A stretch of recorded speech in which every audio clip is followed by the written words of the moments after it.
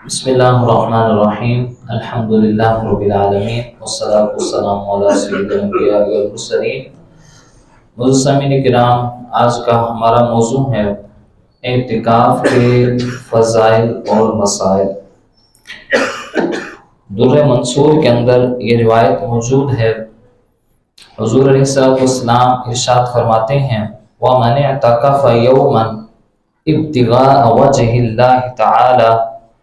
کہ جو شخص اللہ کی رضا اور خوشنودی کے لیے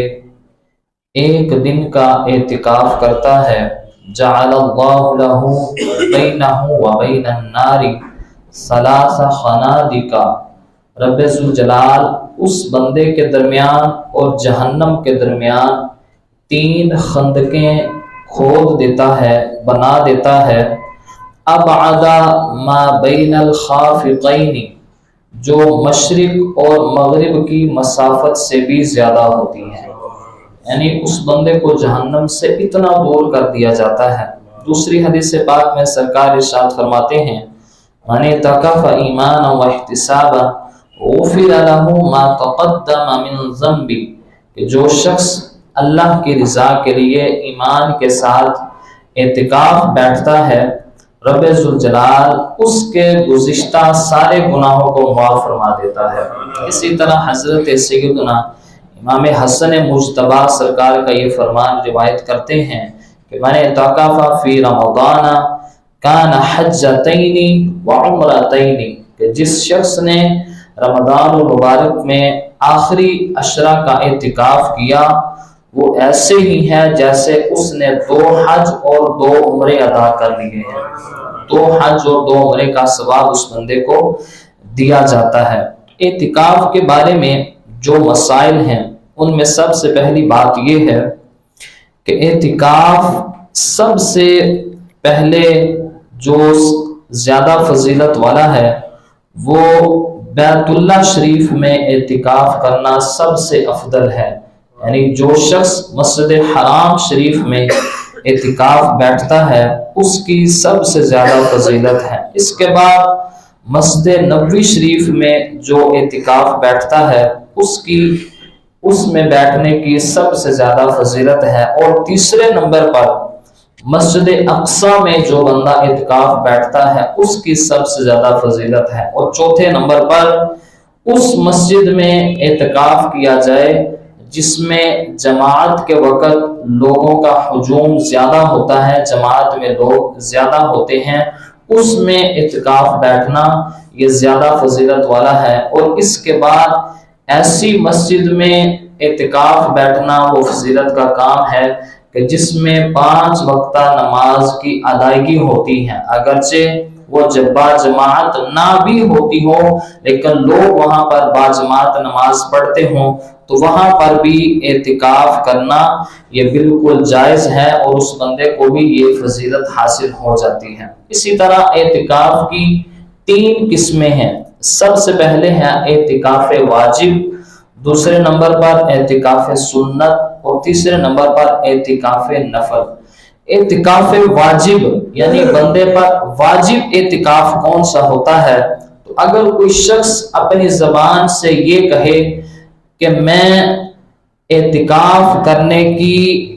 منت مانتا ہوں اللہ رب العزت کی رضا کے لیے، اگر کسی شخص نے اعتکاف کرنے کی منت مان لی، یا اس نے یہ کہا کہ میرا اگر فلاں کام ہو جائے تو میں اتنے دن اللہ کے گھر میں اعتکاف بیٹھوں گا، یہ اعتکاف کرنا بندے پر واجب اور لازم ہوتا ہے کہ جب اس کا کام ہو جائے اتنے دن وہ بندہ اعتکاف کرے گا۔ تو جو اعتکاف واجب ہیں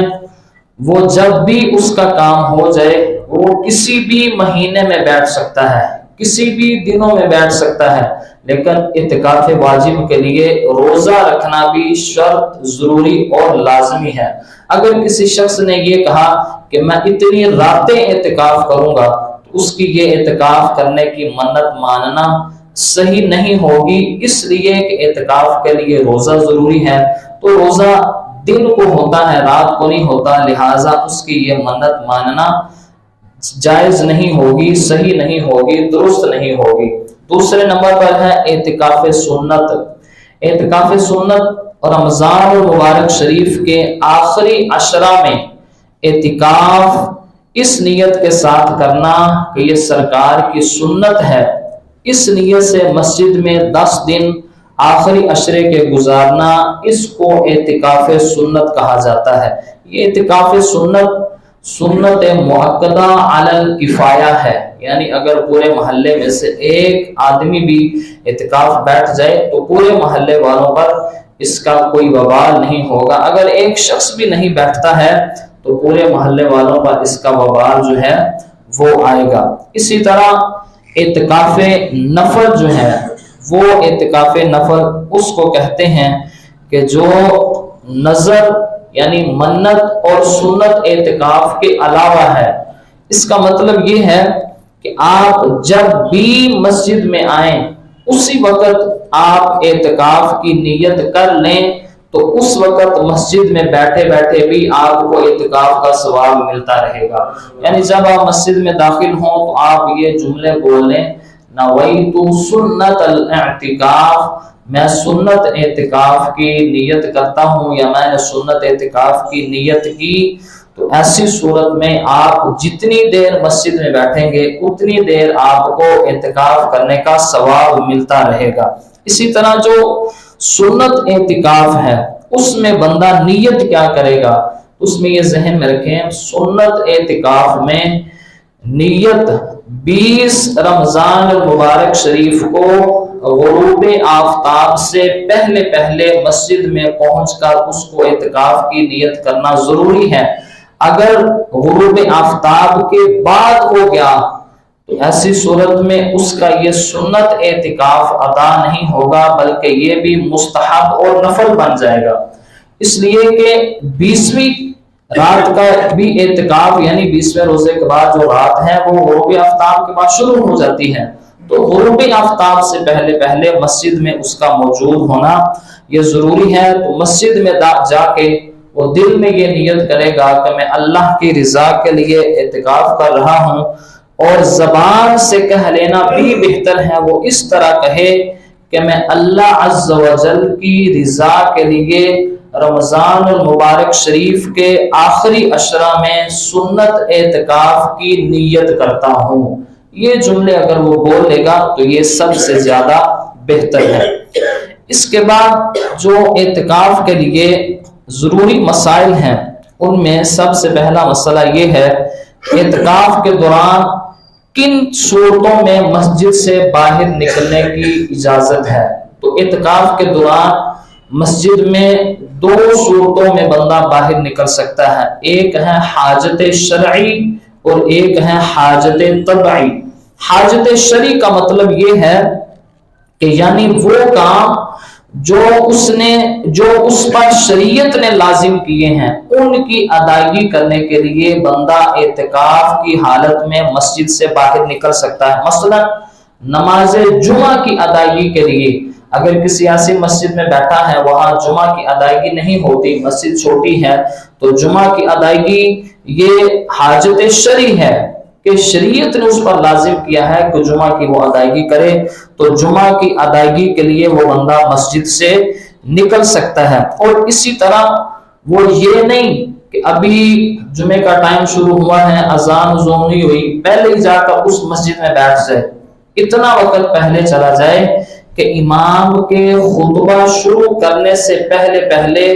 वो सुन्नतें अदा करके मस्जिद में बैठ जाए। सिर्फ इतना टाइम पहले जाए कि इमाम के खुतबा शुरू करने से पहले पहले वो सुन्नतें अदा करके बैठ जाए, साथ ही खुतबा शुरू हो जाए, तो इतनी देर पहले उसको उस दूसरी मस्जिद में जाने की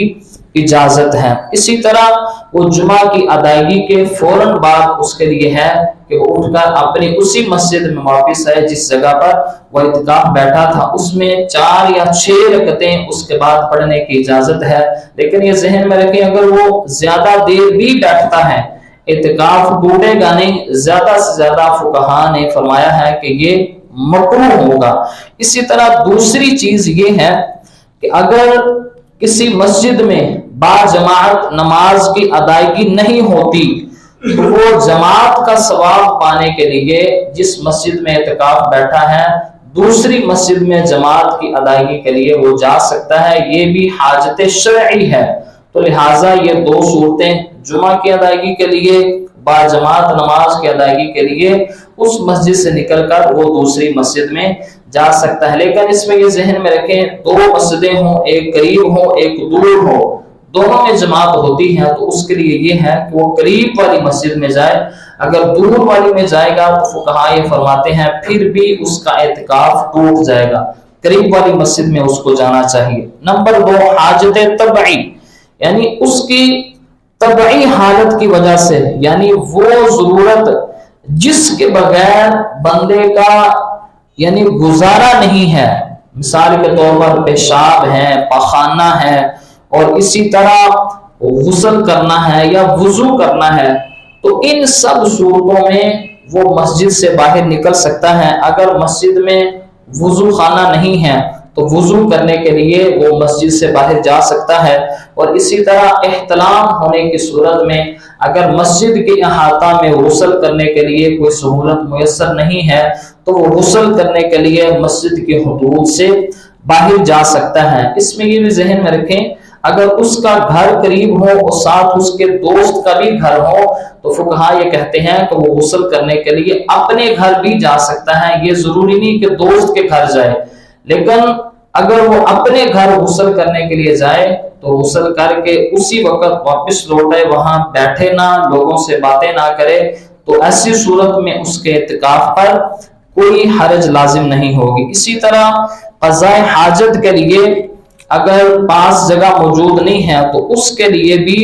وہ مسجد سے باہر نکل سکتا ہے۔ اور اس کے بعد ہیں اعتکاف توڑنے والی کون سی چیزیں ہیں کہ جن کی وجہ سے بندے پر لازم ہے کہ وہ اعتکاف کو توڑ دے، اعتکاف کو چھوڑ کر چلا جائے۔ سب سے پہلی صورت یہ ہے، یعنی جن کی وجہ سے اعتکاف ٹوٹ جاتا ہے، توڑنے کی اجازت نہیں، جن کی وجہ سے اعتکاف ٹوٹ جاتا ہے۔ اگر کوئی شخص بلا ضرورت شرعی یا بلا ضرورت طبعی مسجد کی حدود سے باہر نکلے، خواہ وہ خود نکلا ہو یا جان بوجھ کر نکلا ہو یا بھول کر نکلا ہو یا غلطی سے نکلا ہو، ساری صورتوں میں اس بندے کا اعتکاف وہ ٹوٹ جائے گا۔ اسی طرح اگر کوئی شخص اپنی کسی شرعی ضرورت کے تحت مسجد سے باہر نکلا تھا، نکلنے کے بعد اس کی حاجت پوری ہو گئی، حاجت پوری ہونے کے بعد بغیر ضرورت وہ اگر مسجد کے باہر ٹھہرا رہا تو ایسی صورت میں اس کا اعتکاف ٹوٹ جائے گا۔ اور اسی طرح اعتکاف کے لیے روزہ شرط ہے، اگر کسی شخص نے اعتکاف کے دوران روزہ توڑ دیا تو روزہ توڑنے کی وجہ سے بھی اس شخص کا اعتکاف ٹوٹ جائے گا۔ روزہ چونکہ اعتکاف کے لیے ضروری اور لازمی ہے تو روزہ توڑنے کی صورت میں، روزہ یعنی وہ کسی بھی صورت میں اس نے توڑ دیا ہو، مثلا ابھی افطاری کا وقت نہیں ہوا تھا تو ایسی صورت میں کسی جگہ پر سائرن وجہ اس نے اس کو سائرن کو سن کر اگرچہ روزہ توڑ دیا تو اس روزے کے ٹوٹنے کی وجہ سے بھی فقہاء یہ فرماتے ہیں اس کا اعتکاف ٹوٹ جائے گا۔ اسی طرح کوئی کر رہا تھا، حلق میں پانی چلا گیا یا اس نے ویسے ہی کچھ کھا لیا یا پی لیا تو ان ساری صورتوں میں اس کا روزہ ٹوٹ جائے گا۔ روزہ ٹوٹنے کی وجہ سے اس کا اعتکاف بھی ٹوٹ جائے گا۔ دوسرے نمبر پر بیوی سے ہم بستری کرنے کی وجہ سے بھی اعتکاف ٹوٹ جاتا ہے، خواہ یہ جان بوجھ کر کرے یا بھول کر کرے یا دن میں کرے یا رات میں کرے، مسجد میں کرے یا مسجد سے باہر کرے، اس اگرچہ انزال ہو یا نہ ہو تمام صورتوں میں اس بندے کا اعتکاف ٹوٹ جائے گا۔ اسی طرح اگر اس نے بیوی کے ساتھ بوس و کنار کی اعتکاف کی حالت میں تو یہ بھی ناجائز ہے، مگر بوس و کنار کرنے کی وجہ سے اعتکاف نہیں ٹوٹتا، لیکن اگر اس سے انزال ہو جائے تو انزال ہونے کی صورت میں بندے کا اعتکاف ٹوٹ جائے گا۔ اسی طرح پیشاب کرنے کے لیے مسجد سے باہر گیا تو باہر کسی قرض خواہ نے اس کو روک لیا، وہ کہتا بھائی میرے پیسے نکالو، تو نے پیسے دینے تھے تو مسجد میں جا کے اعتکاف بیٹھ گئے ہو، اس طرح اگر اس نے روک لیا تو ایسی صورت میں بھی اس بندے کا اعتکاف وہ ٹوٹ جائے گا۔ اسی طرح اگر اعتکاف بیٹھنے والا شخص وہ بے ہوش ہو گیا یا پاگل ہو گیا اور اتنی لمبی بے ہوشی رہی کہ اس کا روزہ ہی ٹوٹ گیا، یعنی روزہ ٹوٹنے کی صورت میں اس کا جو اعتکاف ہے وہ بھی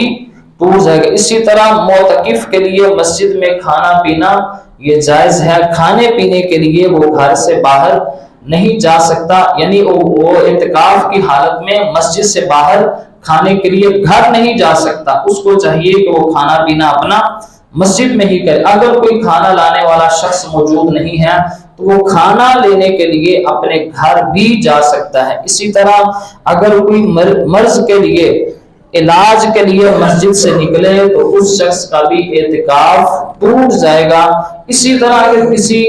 شخص کو حالت نیند میں چلنے کی بیماری ہو تو وہ اعتکاف بیٹھا تھا، رات کو اٹھا، وہ نیند کی حالت میں چلتے چلتے مسجد سے باہر نکل گیا تو اس صورت میں بھی اس بندے کا اعتکاف وہ ٹوٹ جائے گا۔ وہ صورتیں کون سی ہیں جن میں اعتکاف خود بخود توڑنا جائز ہے؟ ان میں سب سے پہلی صورت یہ ہے اگر کسی شخص کو بیماری اس قدر بڑھ گئی کہ وہ اگر مسجد سے باہر نہیں نکلے گا تو اس کی جان کو خطرہ ہے، تو ایسی صورت میں اس پر لازم ہے کہ وہ اپنے اعتکاف کو توڑ دے، مسجد سے باہر جا کر اپنا علاج کروائے۔ اسی طرح اگر اس نے یہ دیکھا کہ سامنے کوئی شخص ڈوب رہا ہے تو وہ اس کو بچانے کے لیے مسجد سے باہر نکلے، اپنا اعتکاف توڑ کے اس شخص کو بچائے تاکہ اس کی جان بچ سکے۔ اسی طرح جہاد کے لیے اعلان ہوا کہ سب نے جہاد کے لیے جانا ہے، تو اب اس شخص کے لیے یہ نہیں کہ وہ مسجد میں اعتکاف کرے بلکہ اس کے لیے بھی یہ ہے کہ اپنا اعتکاف توڑ کے وہ جہاد میں شرکت کرے۔ اسی طرح جنازہ پڑھانے کے لیے کوئی اور شخص اس کے علاوہ موجود نہیں ہے، صرف یہ پڑھا سکتا ہے، تو ایسی صورت میں وہ اپنا اعتکاف توڑ کے نماز جنازہ کی امامت کروا سکتا ہے۔ اسی طرح اپنے عزیز محرم یا زوجہ کا انتقال ہو جائے تو نماز جنازہ کے لیے بھی اعتکاف توڑ سکتے ہیں۔ اور اسی طرح اگر کسی شخص کے گرفتاری کے وارنٹ جاری ہوئے تو ایسی صورت میں حکومت کی طرف سے گرفتاری کا وارنٹ اگر آ جائے تو اعتکاف توڑنا جائز ہے، جبکہ اسی وقت اس کو وہ اگر لینے کے لیے آ جائے، ہاں اگر وہ خود ٹھہر جائیں تو ایسی صورت میں اس کو اعتکاف توڑنے کی ضرورت نہیں۔ اسی طرح گواہی کے لیے اگر اس نے کسی معاملہ میں گواہی دینی ہے، وہ گواہی دے گا تو معاملہ حل ہوگا، تو اس صورت میں گواہی کے لیے وہ اگر مسجد سے باہر جا کر اعتکاف توڑتا ہے تو اس بندے کا اعتکاف توڑنا بھی یہ جائز ہے۔ اعتکاف اگر توڑ دے تو اس کی قضا کیسے کرے گا؟ تو یہ سب سے اہم مسئلہ یہ ہے اگر کسی شخص نے مجبوری کی تحت یا کسی شخص نے بھول کر یا کسی شخص نے جان بوجھ کر اعتکاف کسی صحیح مجبوری کے ساتھ ہی اگرچہ توڑا ہو تو سب سے پہلے یہ گناہ ہے، تو قضا کے لیے ساتھ ساتھ وہ پہلے تو اللہ کی بارگاہ میں توبہ کرے اگر اس نے جان بوجھ کر اعتکاف توڑا تھا، اور قضا میں صرف ایک دن کا اعتکاف کر لے تو اس کے جتنے دن کا اعتکاف تھا سب کی قضا وہ ادا ہو جائے گی۔ یعنی یہ نہیں ہے کہ اگر 10 دن کا اعتکاف تھا 10 دن بیٹھے گا تو قضا ہوگی، ایک دن اگر اس نے اعتکاف کر لیا اس میں یہ ذہن میں رکھیں جس دن کی قضا وہ کرنا چاہتا ہے اس دن طلوع آفتاب کے وقت وہ بیٹھے گا، رات پوری بیٹھے، پھر سارا دن بیٹھے گا، سارا دن بیٹھنے کے بعد جب دوسرے دن افطاری کا وقت ہوگا روزہ افطار کر کے وہ مسجد سے باہر نکلے۔ ایسی صورت میں اس بندے کی قضا جو ہے وہ ادا ہو جائے گی، اور اس دن جس دن وہ قضا کرے اس کے لیے روزہ رکھنا لازمی، ضروری اور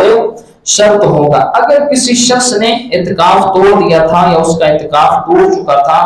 اور اس کو قضا کرنے کا موقع بھی ملا لیکن اس نے پھر بھی قضا نہیں کی کہ اس کا آخری وقت قریب آ گیا، دنیا سے وہ جانے لگا، تو ایسی صورت میں اس پر لازم ہے کہ وہ اپنے ورثاء کو یہ کہہ کے جائے کہ میرے ذمے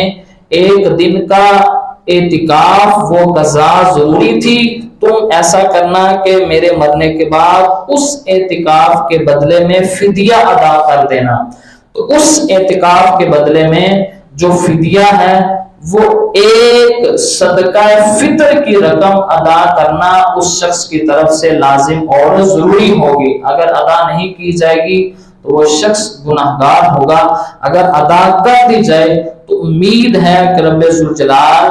اس کو اعتکاف کا جو گناہ ہے اس سے بری و ذمہ فرما دے گا۔ لیکن آج کل ہماری صورتحال یہ ہے